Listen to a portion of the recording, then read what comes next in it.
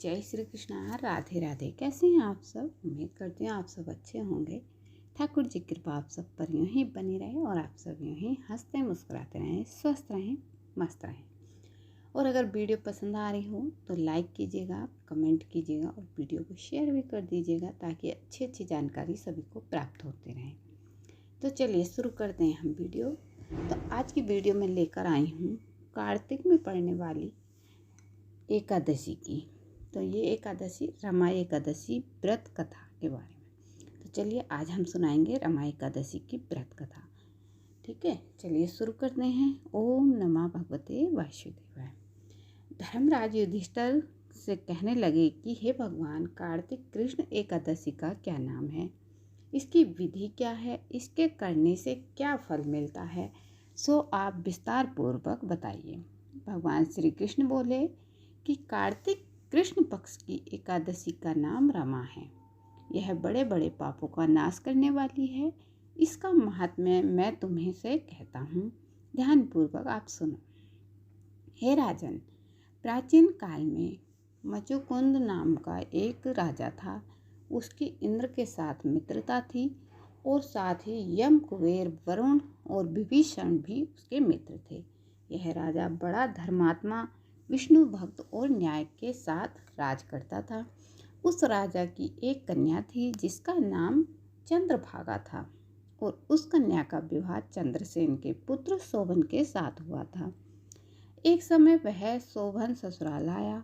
उन्हीं दिनों जल्दी ही पुण्यदायिनी एकादशी रमा भी आने वाली थी।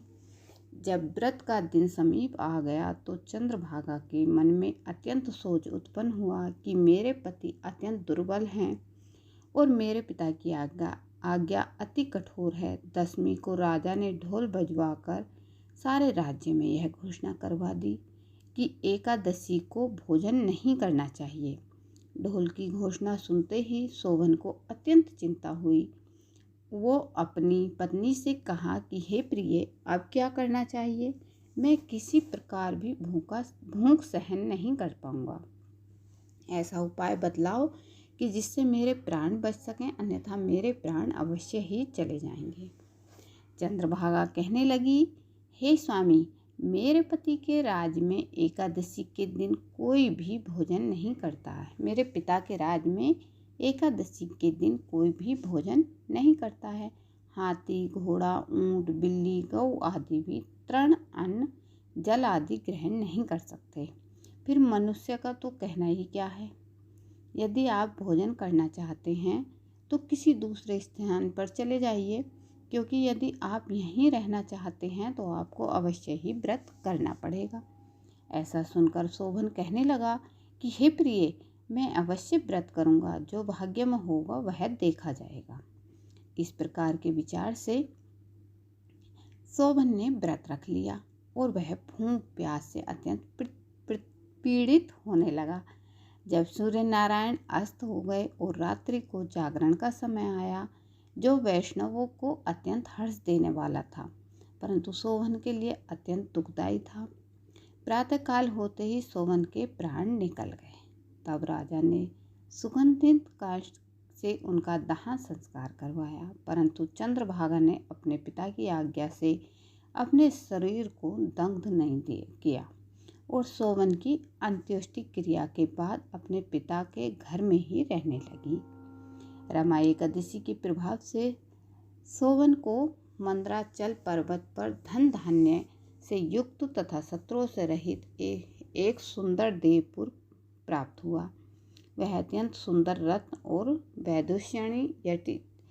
वैदुष्यमणि जटित स्वर्ण के खंभों पर निर्मित अनेक प्रकार के स्फटिक मणियों से सुशोभित भवन में बहुमूल्य वस्त्राभूषणों तथा छत्र से चमर से विभूषित गंधर्व था और अप्सराओं से युक्त सिंहासन पर आरूढ़ ऐसा शोभायमान होता था मानो दूसरा इंद्र विराजमान हो। एक समय मुचुकुंद नगर में रहने वाले एक सोम शर्मा नामक ब्राह्मण तीर्थ यात्रा करता हुआ घूमता घूमता उधर जा निकला और उसने शोभन को पहचान कर कि यह तो राजा का जमाई शोभन है। उसके निकट गया। शोभन भी उसे पहचान कर अपने आसन से उठकर उसके पास आया और प्रणाम आदि करके कुशल प्रश्न किया। ब्राह्मण ने कहा कि हे राजा, मुचुकुंद और आपकी पत्नी कुशल से हैं। नगर में सब प्रकार से हैं, कुशल प्रकार से हैं। परंतु हे राजन, हमें आश्चर्य हो रहा है। आप अपना वृतांत कहिए। ऐसा सुंदर नगर जो न कभी देखा न सुना, आपको कैसे प्राप्त हुआ? तब शोभन बोला कि कार्तिक कृष्ण की रमा एकादशी का व्रत करने से मुझे यह नगर प्राप्त हुआ, परंतु यह अस्थिर है। यह स्थिर हो जाए ऐसा उपाय कीजिए। ब्राह्मण कहने लगे कि हे राजन, यह स्थिर क्यों नहीं है और कैसे स्थिर हो सकता है, आप बताइए, फिर मैं अवश्य में वह उपाय करूँगा। मेरी इस बात को आप मिथ्या न समझिए। शोभन ने कहा कि मैंने इस व्रत को श्रद्धा रहित होकर किया था, अतः यह सब कुछ अस्थिर है। यदि आप मुचुकुंद की कन्या चंद्रभागा को यह सब वृतांत कहें तो स्थिर हो सकता है। ऐसा सुनकर उस श्रेष्ठ ब्राह्मण ने अपने नगर लौटकर चंद्रभागा से सब वृतांत कह सुनाया। ब्राह्मण के वचन सुनकर चंद्रभागा बड़ी प्रसन्नता से ब्राह्मण से कहने लगी कि हे ब्राह्मण, ये सब बातें आपने प्रत्यक्ष देखी हैं या स्वप्न की बातें कर रहे हैं? ब्राह्मण कहने लगा कि हे पुत्री, मैंने महावन में तुम्हारे पति को प्रत्यक्ष देखा है। साथ ही किसी से विजय न हो ऐसे देवताओं के नगर में समान उनका नगर भी देखा है। उन्होंने यह भी कहा है कि यह स्थिर नहीं है। जिस प्रकार वह स्थिर रह सके सो उपाय करना चाहिए। चंद्रभागा कहने लगी कि हे विप्र, तुम मुझे वहाँ ले चलो। मुझे पतिदेव के दर्शन तीव्र लालसा है। मैं अपने किए हुए पुण्य से उस नगर को स्थिर बना दूंगी। आप ऐसा कार्य कीजिए जिससे उनका हमारा संयोग हो, क्योंकि वियोगी को मिला देना महान पुण्य है। सोम शर्मा यह बात सुनकर चंद्रभागा को लेकर मंदराचल पर्वत के समीप वामदेव ऋषि के आश्रम पर गया। वामदेव जी ने सारी बात सुनकर वेद मंत्रों के उच्चारण से चंद्रभागा का अभिषेक कर दिया। तब ऋषि के मंत्र के प्रभाव से एकादशी के व्रत से चंद्रभागा का शरीर दिव्य हो गया और वह दिव्य गति से प्राप्त हुई। इसके बाद बड़ी प्रसन्नता के साथ अपने पति के निकट गई। अपनी प्रिय पत्नी को आते देखकर शोभन अति प्रसन्न हुआ और उसे बुलाकर अपनी बाईं तरफ बिठा लिया।